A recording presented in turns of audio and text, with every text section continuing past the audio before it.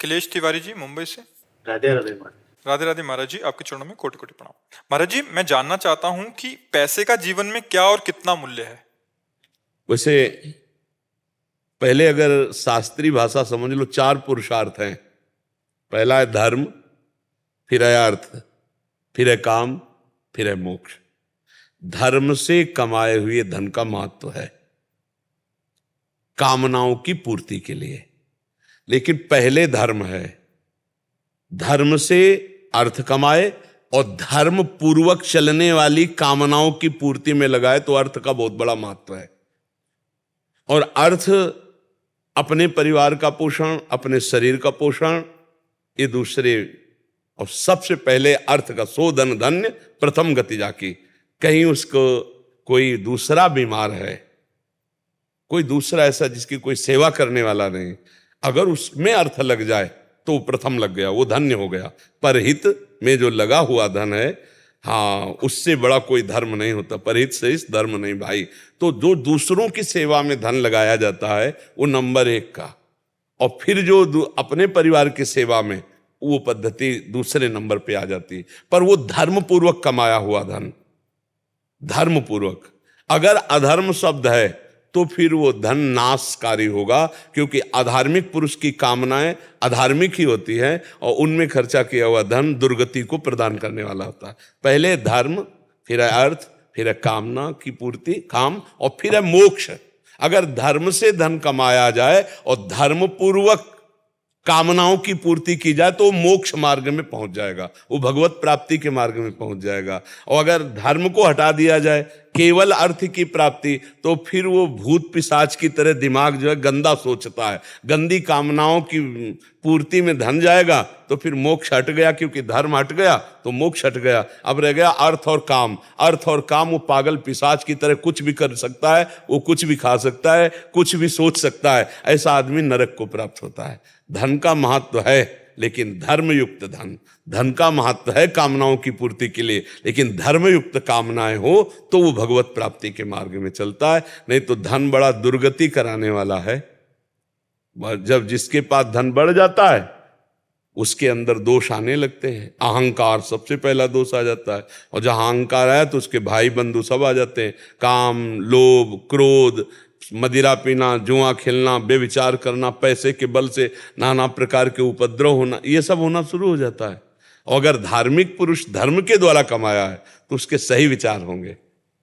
वो भगवान के मंदिर में सेवा में लगाएगा, संत सेवा में लगाएगा, गौ सेवा में लगाएगा, माता पिता की सेवा में लगाएगा, समाज सेवा में। वो एक पैसा व्यर्थ नहीं खर्चा कर सकता। तो धन का कहाँ प्रयोग हो रहा है? अब देखो, धन का प्रयोग नाच गाने में, मनोरंजन में, कैसे कैसे जगह खर्चा किया देखो। तो धन का सदुपयोग होना तब तो ठीक है, धन का दुरुपयोग होना नाम के लिए, कह दे भाई नाम के लिए ना, भगवान के लिए, जो भगवान के लिए दिया जाता है सो धन धन्य प्रथम गति जाती। परोपकार के लिए दिया जाता है। अर्थ की सार्थकता है, हाँ, संत महात्माओं की सेवा, गौ सेवा, गरीब जनों की सेवा, बीमार जनों की सेवा, माता पिता की सेवा, परिवार की कामनाओं की पूर्ति करते हुए उनको सुखी रखना। धर्म पूर्वक धन कमाया जाए और धर्म में ही खर्चा किया जाए, वो धन आदरणीय है। हाँ, और वो धन जो मदिरापान, बेविचार और इस तरह के गंदे आचरणों में लगाना हमें लगता है कि ठीक नहीं है। देखो, भगवान का अगर आश्रय नहीं है और धन है तो गलत मार्ग में ही ले जाएगा, ये पक्की बात है। और भगवान का आश्रय है तो संत समागम होगा तो विवेकवान होगा, तो 1 रुपया व्यर्थ नहीं खर्चा करेगा। वो यही सोचेगा कि 1 रुपया भी ऐसी जगह खर्चा करूं जो धर्म युक्त हो, अधर्म की जगह ना खर्चा करूं। तो समझ पा रहे हो, धन का बहुत बड़ा महत्व तब है जब धर्म युक्त हो। महाराज जी, श्री जी की कृपा से अगर कभी दान करने का मौका मिलता है तो बहुत दुविधा में आ जाता हूँ, कितना दूं, क्या दूं, कैसे दूं। और अगर इतने में अगर कोई चला जाता है तो फिर मन बहुत जलता है। और अगर मैंने बिना सोचे समझे दे भी दे दिया तो फिर मन बोलता है बड़ा तू हीरो बन रहा है, मतलब। या वैसे देखो, ऐसा विचार वो अज्ञान के कारण ही है। देने के बाद तो फिर चिंतन नहीं करना चाहिए, और इसके बाद देने के पहले अगर आपको पात्रता देखनी तो आप देख सकते हो कि जिसको मैं पैसा दे रहा हूं ये व्यक्ति शराब तो नहीं पिएगा जाके, ये व्यक्ति गलत तो नहीं करेगा। तो इसीलिए हम कहते हैं धन देने में तो विचार करो, भोजन देने में किसी के विचार की जरूरत नहीं। अगर कोई भूखा है, कोई प्यासा है, हम पानी पिला देते हैं, भोजन दे देते हैं, वो उसमें कोई पाप की संभावना नहीं। मान लो हम कोई भूखा कह रहा खवा दीजिए, हम 4 पैसे की रोटी दाल दे के खवा देते हैं। रुपया देने में थोड़ा बुद्धि रखने की जरूरत है। भरत जी, जैसा आपने बताया कि किसी को पता ना चले, वैसा ही करता हूँ, लेकिन खुद को पता रहता है, इसलिए ना मन ऐसा बोलता है कि मतलब तू बड़ा बनने की कोशिश। नहीं नहीं, उस समय आप सोचिए कि भगवान के तो दिया, कैसे दिया जाता है जानते हो? तो दियम वस्तु गोविंदम तुभ्यमेव समर्पये। हे भगवान, आपके द्वारा दिया हुआ वस्तु हम आपको ही समर्पित करते हैं। तो देने वाले तो भगवान हुए, हम केवल निमित्त मात्र बने, तो उसमें बुद्धि ठीक रहेगी। देनहार कोई और है, देते रहते दिन रैन, लोग भरम मोपे करें, तासु नीचे नयन। देने वाला तो भगवान है, और उसी की वस्तु आप उसी को दे रहे हो, वही भगवान सामने लेने वाले के रूप में। तो कभी अहंकार नहीं आएगा, कभी आपका मन असंतुष्ट नहीं होगा। और जिसे दे दिया फिर उसका चिंतन नहीं करना चाहिए कि यार इतना क्यों दिया, मुझे कम देना चाहिए, या ऐसा कुछ नहीं चिंतन करना। दे दिया, देत लेत मन संक न धरे, बल अनुमान सदा हित करे। ठीक है।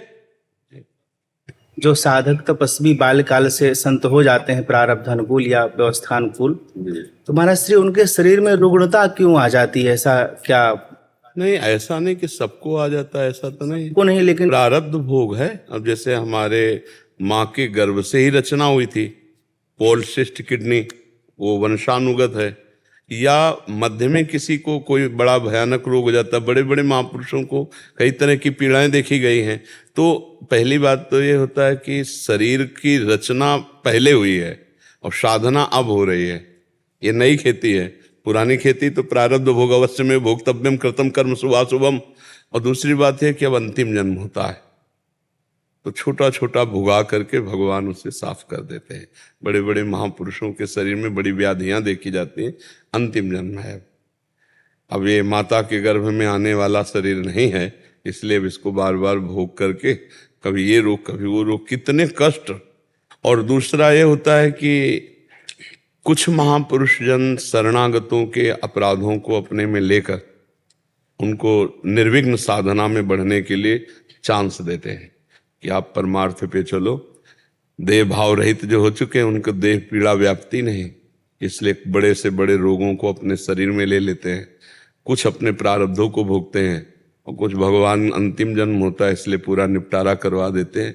3 बातें हमने पाई कि दूसरों के द्वारा जो साधक जन हैं उनके पूर्व के जो अपराध उनको दंड देने आ रहे हैं उनको अपने में ले लिया सीधे, और जानने भी नहीं दिया, और अपने प्रारब्धों को भोग लिया। और फिर भगवान के विधान को, जन्म जन्मांतर के जितने संचित कर्म है वो सब भस्म हो गए, प्रारब्ध को भुगवा दिया, क्रियमाण निष्फल हो गए और वो भगवान को प्राप्त हो गया। इसलिए ये लीला होती। सबके साथ ऐसा नहीं होता है। कई ऐसे महापुरुष जिनको कोई रोग विशेष नहीं है, बाल्यावस्था से भजन कर रहे हैं, बड़ा प्रकाश है, मतलब शरीर स्वस्थ है, ऐसा है। इसका कोई लेना देना नहीं है शरीर स्वस्थ अस्वस्थ का।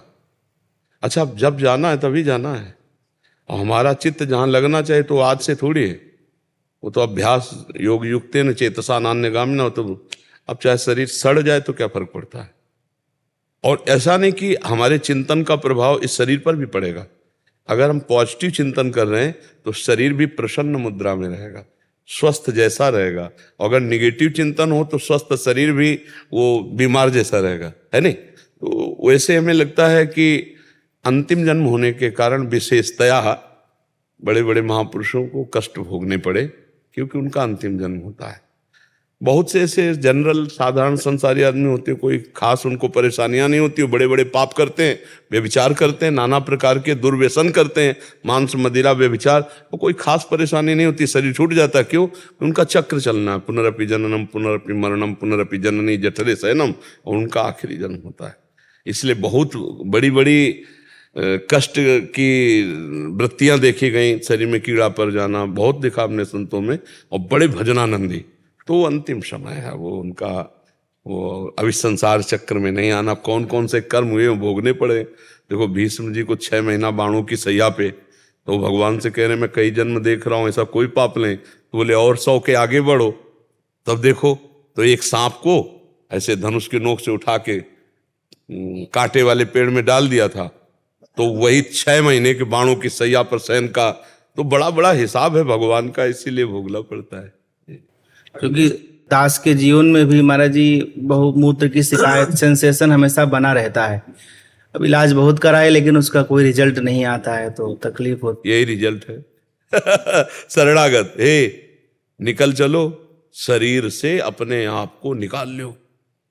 अगर शरीर में इसको अपने आप को फंसाए रखे तो घाटे ही घाटा है, आप समझो। बड़ी कृपा है जो और चिंतन करने का अवसर नहीं दे रहे।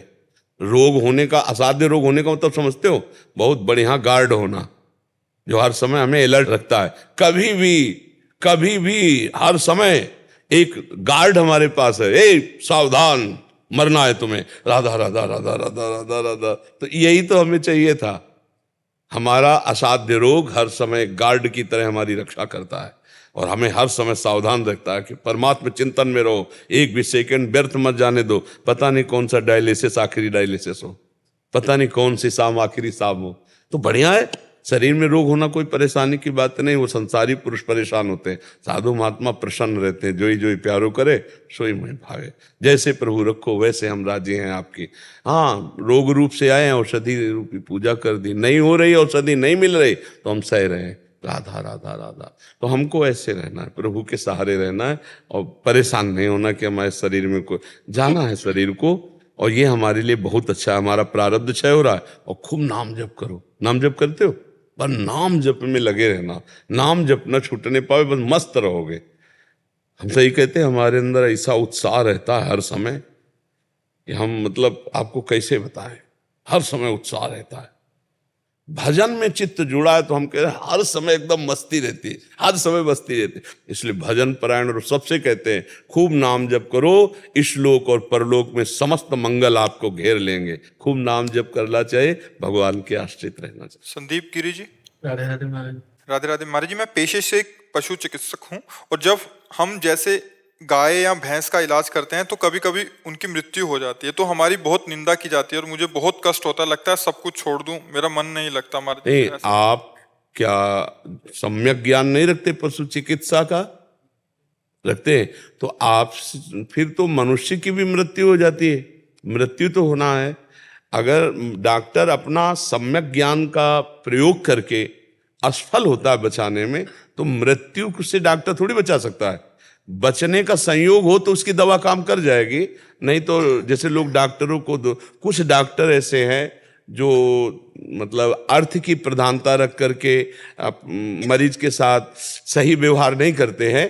बकाया हमें लगता है कि ज्यादा दोषी नहीं है, क्योंकि अपना कर्म भोग है। और अगर हमारी मृत्यु इसी मिनट में है तो दुनिया का सब डॉक्टर एकत्रित हो जाए तो हमें नहीं बचा सकता, है नहीं?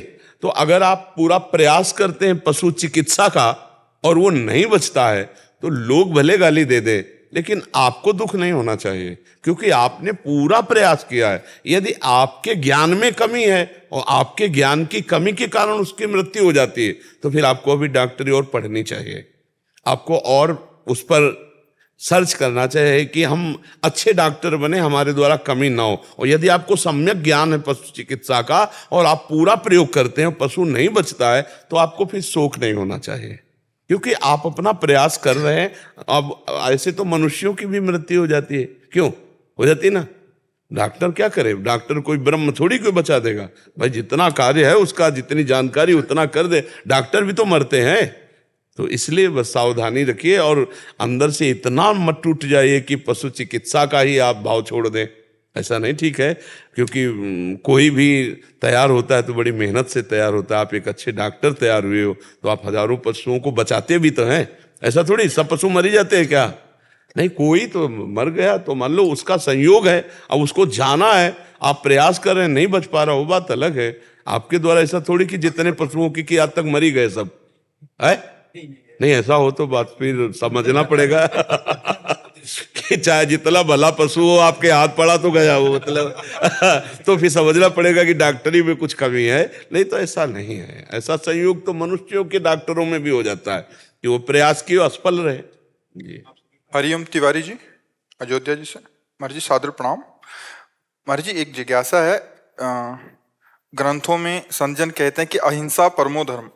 महाराज जी इनका भाव है कि अहिंसा परम धर्म कहते हैं, बट हाथ देखा जाता है कि धर्म के नाम पे बहुत सारी लड़ाइयाँ झगड़े होते हैं।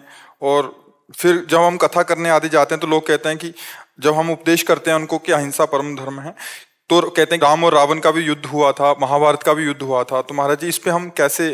अहिंसा परमो धर्मा है, लेकिन ये बात समझनी पड़ेगी कि अहिंसा का स्वरूप क्या है। अहिंसा का स्वरूप केवल इतना ही नहीं समझा जाता कि हम मन वचन कर्म से किसी को दंड ना दें, इतने तो अर्थ केवल लगाया जाता है। नहीं, अहिंसा वो भी है जो हमारे धर्म की हानि हो रही हो और उसको दंड दे रहे हैं, वो भी अहिंसा है। हमारे राष्ट्र की, हमारे धर्म की, हमारी मर्यादा की जो कोई हानि कर रहा हो, जो हमारे द्वारा रक्षणीय है, जो हमारे शरणागत हैं, उनकी कोई हानि कर रहा हो तो उसको शासन में लेना, उसको मृत्यु दंड तक दे देना, ये भी अहिंसा ही होगी। अहिंसा भगवान भी उपदेश दे रहे हैं, लेकिन कह रहे इनके गले काटो, ये अधर्मी है। अहिंसा का उपदेश भगवान ने नहीं किया क्या गीता में? जगह जगह भगवान ने किया है। अहिंसा को हम लोग केवल इतना ही समझ रहे हैं क्या? धर्म विरुद्ध आचरण करने वाले को पवित्र करने के लिए दंड विधान है, और उसको दंड देना यह अहिंसा के अंतर्गत ही है। अहिंसा को एक छोटे बिंदु में ना लिया जाए। अहिंसा का हम केवल इतना ले लेते हैं, वाणी के द्वारा कठोर शब्द न बोले, शरीर के द्वारा हमें कोई सता रहा है हम उसको हिंसा न करें, मन के द्वारा हम किसी का संकल्प भी न करें अहित होने का। ये उसका अहित नहीं हो रहा है, ये उसका हित हो रहा है। वो पापात्मा जीव जिएगा तो खुद पाप करेगा और लाखों को दुखी करेगा। इसलिए उसका इस समय दंड विधान के द्वारा पावन करना और उसको हिंसात्मक वृत्ति जो उसकी है उसको रोकना, ये सबसे बड़ी हिंसा होगी। अब इसको तो शास्त्र के वचन को केवल शब्दार्थी नहीं समझा जाता, भावार्थी भी समझा जाता है, अनुभवार्थी समझा जाता है। केवल एकदम शब्द पे रकील नहीं खींची जाती है। इसीलिए संसारी लोग इस विषय को क्या जाने। भगवान जो अहिंसा का उपदेश करते हैं ब्रह्म ऋषियों के रूप में और भगवान के रूप में, तो वो देखो दंड देते हैं कि नहीं देते हैं? क्या ऋषि जन दंड नहीं देते? जो अहिंसा परमो धर्मा जिनके हृदय में बैठा हुआ है, वो वेन के समीप जाते हैं और हुंकार मात्र से उसको मार देते हैं। कथा सुनाते हैं, आप तो जानते होंगे वेन चरित्र को।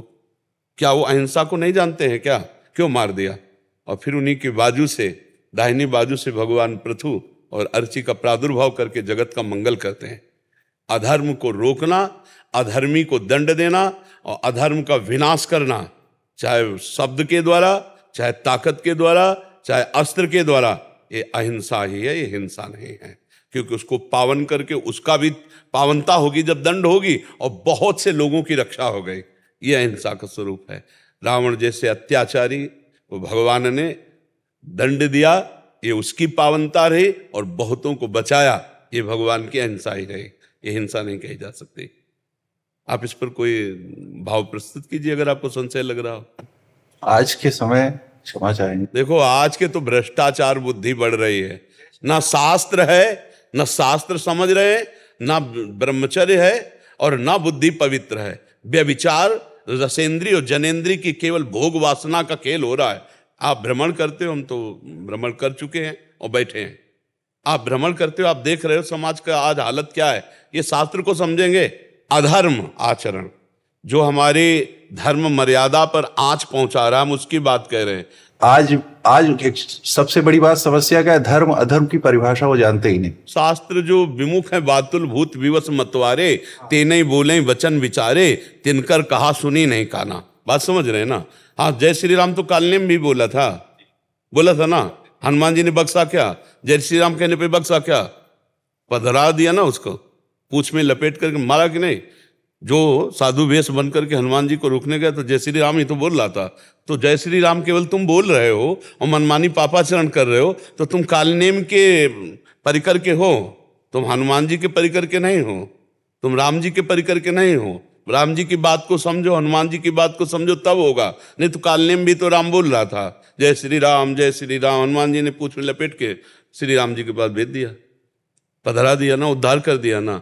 जिसकी बुद्धि शास्त्र सम्मत नहीं है, जो स्वयं धर्माचरण नहीं करता है, जो भजन नहीं करता है, जो धर्म शास्त्रों के रहस्य को नहीं जानता है, इन बकवादी लोग क्योंकि हम बातों को नहीं सुनते, नहीं मानते, इनको हम न जानना चाहते हैं।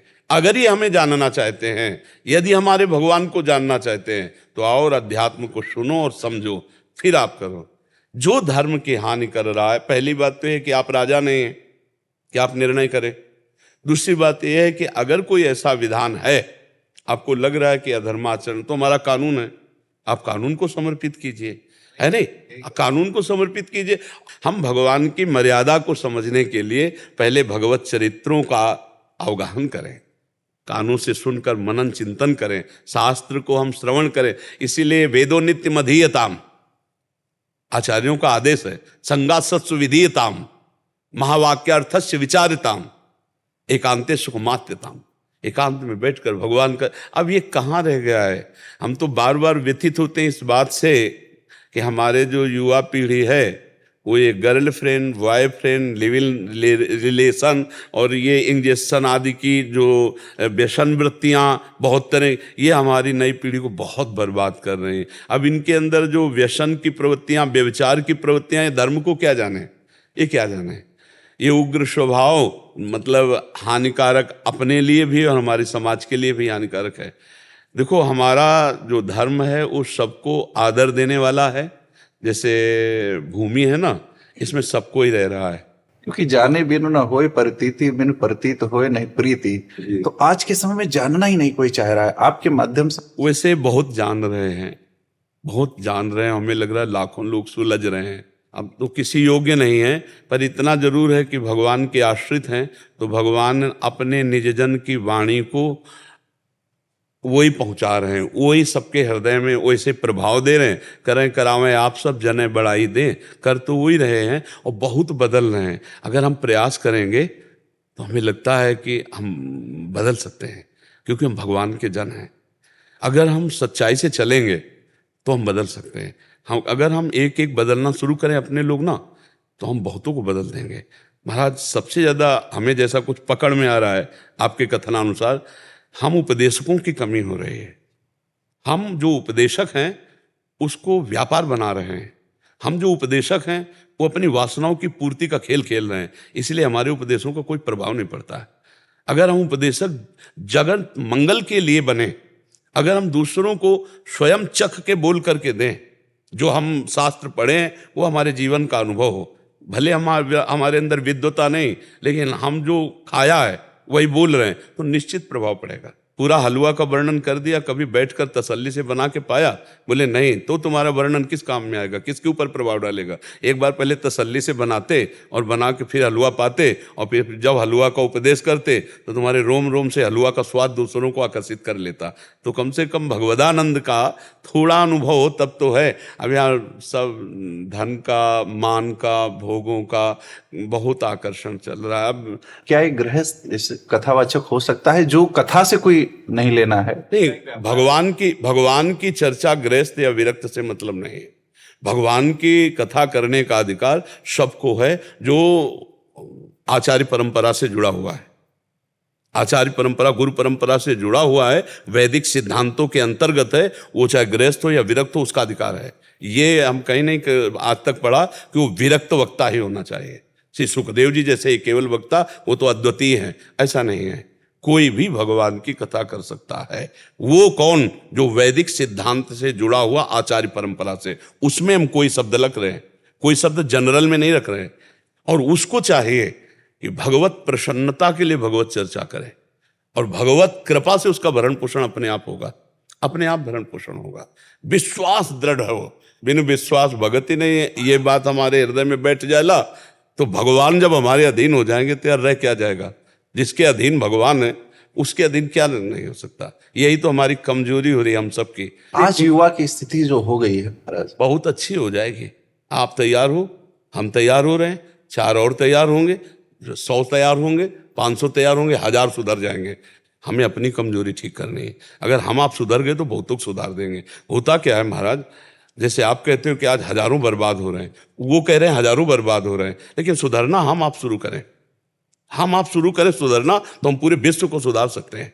आप पक्की बात समझ लीजिए। अगर हम आप बिगड़ना शुरू करते हैं, हम ऊपर ना थोपें किसी के, हम आप सुधरना शुरू करें, हमारी गलती है, हम धर्म उपदेष्टाओं की गलती है, जो हम अपने आचरणों से इतने भ्रष्ट हो रहे हैं, इतने गिर रहे हैं कि वो सामने वाला श्रद्धा ही खत्म कर दिया है। और ऐसी सीरियल, ऐसी नौटंकी नाटक दिखाए जाते हैं कि उपदेष्टाओं के प्रति आस्था ही नहीं रह गई, साधु महात्माओं के प्रति आस्था ही नहीं रह गई, तो गलती हमारी हो रही है। ये धर्म भ्रष्ट आचरण हमारे द्वारा जो होते हैं ना, हम प्रवक्ताओं के द्वारा, तो वही सब मिटिया मेट कर देते हैं कि ये क्या है, खुद ऐसे हैं। आजकल का युवा जो है सिर्फ छोटी सी लालच के लिए कितना बड़ा नुकसान कर रहा है। ये बात सब लोग समझ जाए तो अच्छा है कि आपका किया हुआ शुभ और अशुभ कर्म ही आपको सुख दुख दे सकता है, बाहरी किसी की भी ताकत नहीं है। आपका अगर कर्म भ्रष्ट है तो आपको दुख भोगना पड़ेगा।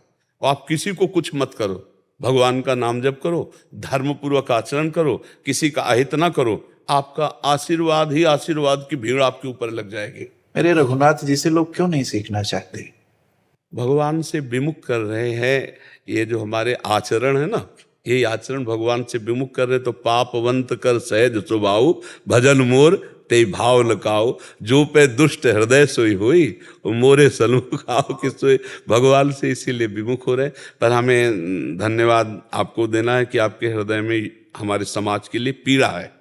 अगर हम 4 लोग मिलकर ऐसे ही समाज के लिए वास्तविक, तभी देखो समाज का हम हित कर सकते हैं जब हमारा लोभ न हो। अगर लोभ होगा तो फिर वो ड्रामा हो जाएगा, वो समाज हित नहीं होगा। बस इतना आप समझ लो। वो असफल हो रहे हैं, वो अपने जीवन में भी सफल नहीं हो पा रहे हैं क्योंकि वो गलत दिशाहीन हो। लेकिन हम देख रहे हैं बहुत नौजवान बदल रहे, क्योंकि ऐसे ऐसे आते कहते 40 वर्ष से मैं शराब पीता था, कभी जिंदगी में छोड़ सकता हूँ, ऐसी मेरी भावना ही नहीं थी, पर मैंने जब से सुना तो छोड़, बहुत बदलाव हो रहा है। तो अगर हम 10-5 लोग ऐसे प्रयास करें तो हमें लगता है कोने कोने में हम ज्ञान दीपक जगा सकते हैं। आप सिर्फ यही मैसेज मैं तो चाहूंगा आज कि आज जो युवाओं की जो दिशाहीनता हो गई है, जो युवा दिशाहीन हो गया है, आज जो रामचरितमानस और गीता जी का आश्रय नहीं ले रहा है, कम से कम एक पन्ना तो रामचरितमानस का यदि अर्थ सहित एक दिन पढ़ेगा तो मुझे लगता है कि जिस दिन यत पूर्वम तक पहुंचेगा उसके जीवन में क्रांति आ जाएगी। तो हम चाहते हैं जैसे आप लोग नौजवान हैं, आप लोग शास्त्र ज्ञान रखते हैं, तो आप लोग जा करके निष्कामता, आप ये समझो निष्कामता ही घसीट सकती है। आज जो इतनी चरित्र भ्रष्टता है, मोबाइल में देख लो, मन में चिंतन करो और शरीर में आप क्रिया में उतार लो। कोई बहुत सहजता है ये, और मर गए फिर किसी काम में। जिसका ब्रह्मचर्य नष्ट हो गया, जो अजितेंद्रिय है, वो भगवत उपदेशक सफल नहीं हो सकता, वो भगवत उपदेशक सफल नहीं हो सकता। अजितेंद्रीय भगवत उपदेशक सफल नहीं हो सकता, क्योंकि वो विषयों की विलासिता में तो क्या भगवदानंद का अनुभव करेगा। जिन जिन महापुरुषों के द्वारा अगर प्रकाश हुआ है तो उन्होंने अपने आप को तपाया है, जलाया है, अपनी इंद्रियों को, अपने मन को प्रभु के आनंद में छकाया है, फिर जगत का मंगल हुआ है। क्या सनातन की परिभाषा कोई आज तक जान पाया है? सनातन तो अनंत है, इसको कैसे जान पाओगे? क्या पृथ्वी को आप नाप सकते हैं? क्या आकाश को आप नाप सकते हैं? क्या आप जल को नाप सकते हैं? क्या आप वायु को रोक सकते हैं, वायु को जान सकते हैं? ऐसे सनातन को जान सकते हैं क्या? सनातन भगवान है, अनंत है, ब्रह्म है। जैसे जल, वायु, आकाश, पृथ्वी, ये सब सनातन ही है। सनातन कोई एक वस्तु या कोई एक सीमा का नाम थोड़ी है कि हम सनातन धर्मावलंबी, वो अन्य धर्मावलंबी। सनातन तो सब, जैसे पृथ्वी है ना, ऐसे सनातन है। मत्ता परतरम नान्यत् किंचिदस्ति धनंजय, कौन है इसमें? इसमें कौन है? मत्ता परतरम नान्यत् किंचिदस्ति धनंजय, कौन है इसमें? मेरे सिवाय धनंजय कोई नहीं है। बहुनाम जन्मनावंते ज्ञानवान माम प्रपद्यते वासुदेवा सर्वमित्सा महात्मा सुदुर्लभा। ये छोटी छोटी जो मर्यादाएं हैं, ये सेवा समाज के लिए हैं, लेकिन जब ऊपर से गौर से देखो तो छाता एक ही है आकाश का। ऐसे ही एक ही सनातन है, वही विविध रूपों में प्रकाशित हो रहा है। कहीं किसी की भी उत्पत्ति आप पढ़ो सनातन से है, किसी की उत्पत्ति पढ़ो, सब सनातन ही है। सनातन के सिवा कौन है? ये बात युवाओं को कब समझ में आएगी सर? जब वो बात सुनेंगे, समझेंगे, बैठेंगे तब। कई बार सनातन के विषय में जब चर्चा की तो हम कहा छोटी छोटी मेड़े हटाओ भाई, अब समय की मर्यादा है, नहीं तो चर्चा प्रश्न पीड़ा तो बहुत ज्यादा है। अच्छा, हमें लगता है आप पीड़ा मुक्त हो जाओ आज से। हो यही सोई जो राम रचि राखा, को करी तर्क बढ़ावे, अस कही जपन लगे हरि नाम। बस याद रुक जाओ। हमको क्या करना है? नाम जप करते हुए हे मंगल भवन, हम ये चाहते सर्वे भवन्तु सुखिना। हाँ, तो सब मंगल होने लगेगा। आपकी दृष्टि मंगल हो जाए तो सब मंगल होने लगेगा। नहीं, आप कब तक परेशान रहेंगे? नहीं, आप एक और दृष्टि है जिसे ब्रह्म दृष्टि कहते हैं, उसमें न्यून और उत्तम दृष्टि का त्याग कर दिया जाता है। उसमें परमानंद रहता। ब्रह्मभूता प्रसन्नात्मा न सोचति न कांक्षति। यहां दूसरा कोई है ही नहीं। प्रभु, अब आखिरी बात, कोई नहीं है। अभी और दृष्टि को संभालो, आप अपनी दृष्टि को और दृष्टि को संभालो। बहुत आपको याद होगी, जड़ चेतन जग जीव जत, सकल राम मैं जानी, बंदो सबके पद कमल, सदा जोरी जुग पान। कमी कहाँ हो रही मेरे अंदर? उमाज राम चरण रत, विगत काम मद को, निज प्रभु में देखें जगत कैसन करें। अभी आनंद हो जाओ, अभी आनंद हो जाओ। ये न था, न है, न रहेगा। न था, न है, न रहेगा। ये दीर्घ स्वप्न है, सत्य नहीं है। उमा कहूं मैं अनुभव अपना, सत हरि भजन जगत। काहे को सपने की चर्चा में समय व्यर्थ कर रहे हैं? आओ सत्य में नाचो थोड़ी देर। ये बात समाज की कर ली, इसके बाद अपने स्वरूप में। वही था। और अपने हमको किसी चीज की कोई अपने संशय स्वरूप है में आ ही जाओ, नहीं। अपने स्वरूप में आ जाओ। ब्रह्म भूता प्रसन्नात्मा न सोचति न कांक्षति। आई नहीं, दीर्घ स्वप्न है ये, कुछ नहीं। न सत न असत, केवल मैं ही मैं, या केवल तू ही तू। और मैं तू में तो फंस जाओगे फिर। मैं और मोर तोर तय माया। या तो तू ही तू, या तो तू ही तू, और या फिर मैं ही मैं। तू ही तू भक्ति, मैं ही मैं ज्ञान। एक में आ जाओ, मैं तू हटाओ, शांत हो जाओ। जो आपसे करवा रहे हैं आप कीजिए, जो हो रहा है उसे देखते रहिए, तभी मस्त रहेंगे। नहीं तो महाराज और सुधरे न सुधरे, आप बिगड़ जाओगे, आप असंतुष्ट हो जाओगे, आप अशांत हो जाओगे, ले जाओगे। आखिरी बार अपने कनक भवन सरकार की तरफ से आपको बहुत बहुत स्नेह, बहुत बहुत जय सिया राम। राधा वल्लभ श्री हरिवंश गुरुदेव, आपके चरणों में कोटि कोटि प्रणाम। गुरुदेव, महाराज जी ये कहना चाहते हैं कि इन्होंने इनको किसी और उसमें जुड़े थे, कहीं जुड़े थे, बट कहते हैं इनको आपका सत्संग बहुत अच्छा लगता है और हृदय से आपको गुरु मान लिया, बट अभी कहाँ जाएं समझ नहीं आ रहा इनको। कुछ नहीं, वो छोड़ें या कहीं ये पकड़ें? जानने की जरूरत नहीं है। जहां भी जुड़े हो वहां भगवान का नाम मिला होगा, राम कृष्ण हरि। वो नाम जप करो, सत्संग सुनो, खत्म खेल। गुरु उनको मानो जिन्होंने नाम दिया है, और सत्संग सुनते रहो। सत्संग आपको रास्ता बता रहा है और नाम गुरुदेव ने दे दिया है, खत्म खेल। अब क्या कि मतलब हम जिसका सत्संग सुनते जाएं उसी को गुरु बनाते चले जाएं, ऐसा थोड़ी सिद्धांत है।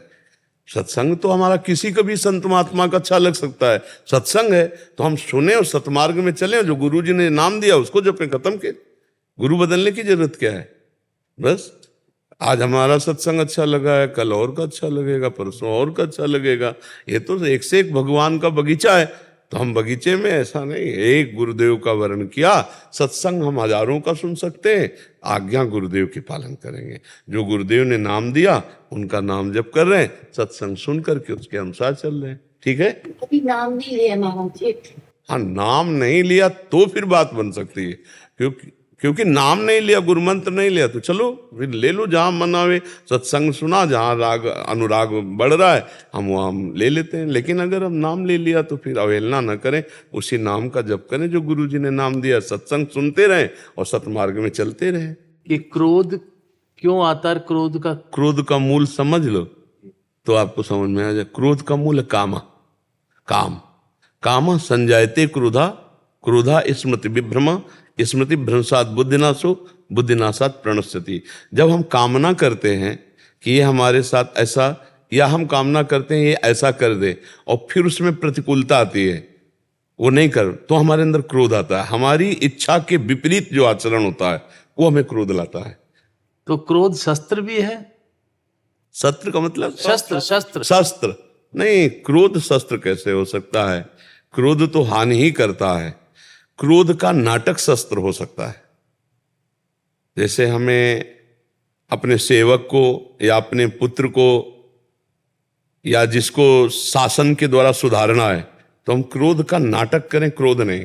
क्रोध तो स्मृति भ्रंश करके बुद्धिनाश कर देता है, लेकिन हम क्रोध का नाटक कर सकते हैं। जैसे हमारा पुत्र है और हमको उसको संभालना है और गलत मार्ग पर जा रहा है तो हम क्रोध का नाटक करते हैं। क्रोध नहीं करना चाहिए। हमारे जो शासन विभाग में है, जो हमसे शासित है, हम उनको क्रोध का नाटक करके कहीं कहीं सुधारने की जरूरत होती है, उस समय कर सकते हैं। क्रोध नहीं, क्रोध हानिकारक है। क्रोध नरक का द्वार है। क्रोध राक्षसी बुद्धि ले आएगा। तो क्रोध का प्रदर्शन करना केवल, बस क्रोध ये बहुत बड़ी कला है। अगर आ जाए क्रोध का प्रदर्शन करना, अंदर से बिल्कुल शांत, अंदर नहीं जलन होनी चाहिए। अंदर नहीं, अंदर आ गया तब तो फिर बुद्धि भ्रष्ट कर देगा, फिर तो आचरण बिगाड़ देगा। क्रोध में पुत्र पिता की हत्या कर देता है, पिता पुत्र की हत्या कर देता है। बहुत से आप चरित्र देख रहे हैं संसार में, ये काम और क्रोध के द्वारा ही हो रहे हैं। हमें क्रोध का नाटक करना, प्रदर्शन करना, क्रोध नहीं। अगर क्रोध का प्रदर्शन सही ठीक से किया क्या तो बहुत सुधार भी हो सकता है। भय से सुधार होता है। कभी कभी महाराज ऐसा लगता है ये सब छोड़ के मैं भी बाबा जी बन जाऊं। बाबा जी बनना कोई खास बात नहीं, अंदर भजन करना खास बात है। बाबा जी बन के क्या करें? समाज सुधार की तो बात कर रहे हैं, समाज के मंगल की बात, तो आप भी तो है ना वही। बाबा जी बनना खास बात नहीं, खास बात है संत हृदय हो जाना, खास बात है भगवान में चित्त जोड़ देना, खास बात है अपनी गलतियों का सुधार करना। बाबा जी बनकर भी तो गलतियां हो रही हैं बहुत से, बाबा जी बनकर भी तो बहुत पाखंड हो रहा है। क्या बाबा जी बन जाने से ही केवल सुधार हो जाएगा क्या अपना? क्यों? तो बस फिर सही ढंग से चलो। लाओ प्रसाद दो तीनों। बस अपने कर्तव्य में स्थित रहिए, प्रलोभन और भय का स्पर्श न होने पावे, तो आजीवन निष्कलंक अपने कर्तव्य का पालन करने वाला भगवान की पूजा ही करता है। ये जो सृष्टि की सेवा, समाज की सेवा है, इसमें भगवान ही विद्यमान है, भगवान के द्वारा ही निर्धारित सब सेवाएं हैं। तो अपने कर्तव्य का धर्म पूर्वक पालन करना, प्रलोभन या भय, यही दो हमसे गलती कराते हैं। या कहीं हम किसी के दबाव में आकर या किसी प्रलोभन में आकर नहीं। ड्यूटी ड्यूटी, लेकिन भय और प्रलोभन में जिस समय हम ड्यूटी में धर्म विरुद्ध आचरण न होने देंगे और न करेंगे, इसी से भगवत आराधना परिपक्व हो जाती है। और जहाँ यहाँ चूक हो जाती है, कभी खुलती है तो बहुत बेइज्जती होती है, नहीं होती। तो उस दिन की याद रखनी चाहिए कि हमारी अगर कहीं कोई त्रुटि हुई तो हमारे रिश्तेदार, हमारे सगे संबंधी, हमारे प्रियजनों को जो धक्का लगेगा हमारी गलती से, वो हम बर्दाश्त नहीं कर पाएंगे। इसलिए आजीवन भय और प्रलोभन रहित अपने कर्तव्य का पालन, भले नमक रोटी खाने को मिले, और धैर्यपूर्वक सर ऊंचा करके जीते हुए, यही हमारे जीवन का लक्ष्य होना चाहिए। हिमाचल से आए थे, कीर्तन मंडली के 2 मिनट राधा नाम 2 मिनट सुनाते हैं। राधा राधा जय श्री राधा, राधा राधा जय श्री राधा, राधा श्री राधा, श्री राधा राधा राधा श्री राधा, श्री राधा राधा राधा श्री राधा, राधा राधा राधा राधा राधा राधा राधा राधा राधा राधा जय जय राधा श्री राधा, श्री राधा राधा जय जय राधा श्री राधा, श्री राधा राधा राधा राधा राधा राधा। सबको प्रसाद दीजिए। सब बहुत सुंदर। राधा नाम अमृत है, जितना बांट सको और जितना पी सको दोनों लाभ है। खूब उत्साह संपन्न होकर ये लोक परलोक सब कुछ बनाने वाला है, लोक परलोक सब कुछ। जब कोई राधा तो अनुल्लिख्यानंतानपि तदपराधान मधुपतिर महाप्रेमाविष्टस तो परम देयम विमसति तवैकम श्री राधे गृणति ही नामामृत रसम। जब कोई राधा बोलता है तो लाल जी पूरा रजिस्टर ही फाड़ देते हैं उसके कर्म संस्कारों का। और अनुल्लिख्या आगे कभी लिखेंगे नहीं, ये आचार्य हरिवंश महाप्रभु कह रहे हैं, जो आपका राधा राधा नाम उच्चारण करता है ये परलोक सकल सुख पावत। इस लोक के भी और परलोक के समस्त सुख। तो खूब जन जन में जाओ और निष्काम भाव से राधा राधा गाओ, इससे हमारे समाज में परम मंगल होगा, परम आनंद होगा। जय जय श्री राधे, जय जय श्री राधे। पंडित राजेंद्र शर्मा जी। जय जय सदगुरु दीन दयाल। जय श्री हरिवंश महाराज जी, आपके चरणों में कोटि कोटि प्रणाम। महाराज जी, मेरी आयु 64 वर्ष है। किशोरावस्था में हरिवंश पुराण पढ़ना चाहता था, परंतु किसी से सुना था कि मरणासन व्यक्ति को सुनाओ तो वो व्यक्ति मोक्ष को प्राप्त होता है और पढ़ने वाले की मृत्यु संभव है। क्या ये भ्रामक संदेश है? भ्रामक ही है, भ्रामक ही है। जैसे एक भ्रामक चला था, नहीं महाभारत सुनोगे तो घर में पूज्य श्री जयदयाल गोविंदका जी कई लोगों के साथ घर घर जाके गीता सुनाने कहे तो मना कर दिया, नहीं मरणासन पर उसको सुनाई जाती। ये सब व्यर्थ लोगों की मतलब ग्रामीण कहावतें, इनमें कोई दम नहीं, ये कोई शास्त्रीय सिद्धांत नहीं है। लेकिन जब तक आप जैसे सिद्ध संतों के द्वारा मार्गदर्शन नहीं मिलता तब तक मनुष्य उसी भ्रम में पड़ता है। हाँ, तो ऐसे कई भ्रामक चल रहे हैं, मैं देखता हूँ इंस्टाग्राम पे, उसमें भी थोड़ा बहुत देखता हूँ। तो कई लोग वो आप कपूर जला के काजल करो, उसका नाम लिखो, अगर किसी को पैसा दिया है तो ऐसा करो, वजन रखो, कुछ ले यानी कितना भ्रम फैला रहा जा रहा है। तो गुरुदेव इसके ऊपर कोई उपाय नहीं? ये तो बेकार की बातें, लोगों जो खाली बैठे वो करते हैं, शास्त्र सम्मत नहीं है। तस्मात् शास्त्रम प्रमाणमते कार्याकार्यो व्यवस्थित हो। कार्य और आकार की व्यवस्था शास्त्र प्रमाणित होनी चाहिए। जैसे कोई बात कहे तो उसका प्रमाण होना चाहिए शास्त्र, कि आप कहाँ से पढ़ के बोल रहे हैं, किस शास्त्र में लिखा हुआ है। ऐसा नहीं, जितने भी पुराण हैं ये सब जगत मंगल करने वाले हैं। 18 पुराण हमारे हैं। किसी भी पुराण, जैसे गरुड़ पुराण को कहा जाता है केवल मरने के बाद जो हाँ उसको, ऐसा नहीं है। ये समस्त पुराण भगवत यश हैं और भगवत यश जगत मंगल करने वाला है। तो कथामृतम तप्त जीवनम कविभिरीडितम कल्मषापहम श्रवण मंगलम श्री मुदाततम। श्रवण मात्र से मंगल करने वाले, ऐसा नहीं कि केवल मरणासन वाले जो मर गया या उसके, ऐसा नहीं है। ये तो भगवत चर्चा जगत मंगल करने वाली है। महाभारत जगत मंगल करने वाला है, ये लड़ाई झगड़ा करने वाला थोड़ी। भगवान श्री कृष्ण का यश, ब्रह्म ऋषियों की चर्चा, महाभागवतों की चर्चा, ये भ्रामक बातें गांव गली के लोग जैसे चला दिए। और अमुक तो केवल मरने के समय सुनना चाहिए, और कई ऐसी बातें गांव गली के लोग, वो कहावतें जैसे गांव गली की चलती हैं वही समाज में फैल जाती है। तो शास्त्र विरुद्ध बातें नहीं माननी चाहिए। तो ये जैसे गुरुदेव रासलीला होती है, श्रीमद् भागवत कथा होती है, देवी भागवत, देवी पुराण होता है, तो ऐसी हरिवंश पुराण अगर मैं करना चाहता हूँ, बिल्कुल कीजिए, बिल्कुल कीजिए, बिल्कुल कीजिए। गरुड़ पुराण कीजिए, हरिवंश पुराण कीजिए। किसी शास्त्र में ऐसा निषेध किया गया है क्या कि अगर ये चर्चा तुम उस समय के अलावा करोगे तो हानि हो जाएगी? ऐसा नहीं। भगवान के देखो, श्रीमद् भागवत महापुराण कौन सा ऐसा विषय नहीं जो हर पुराण में हो और श्रीमद् भागवत महापुराण में ना हो, क्योंकि आखिरी रचना है भगवान व्यास देव जी की। सब चर्चा जो भागवत में है वही हर पुराणों में है। क्या शिव चर्चा नहीं, क्या देवी चर्चा नहीं श्रीमद् भागवत पुराण में, क्या नरक चर्चा नहीं? सबकी चर्चा है। तो ऐसे ही आप किसी भी पुराण को खोलो, यही चर्चा में से कोई विस्तार होगा, कोई लघु होगा, कोई चैप्टर विस्तार को हो गया, कोई लघु हो गया। तो ऐसा नहीं है। खूब आप जोर शोर से हरिवंश पुराण करें। भगवान द्वारकाधीश के अवतार ये रामदेव पीर जो राजस्थान में समाधि है, रामसा पीर के नाम से, भगवान कृष्ण के अवतार ये द्वारकाधीश। उनके 7 दिन की, 9 दिन, 11 दिन की कथा करता हूँ। अब मैं आपकी कृपा चाहता हूँ कि मैं, मेरा किशोर अवस्था से जो स्वप्न चल रहा है कि मैं हरिवंश पुराण सब तरफ। बिल्कुल बिल्कुल, जरूर कहो, जरूर कहो। सुनाइए आप। हाँ सुनाइए। राधा राधा राधा राधा राधा राधा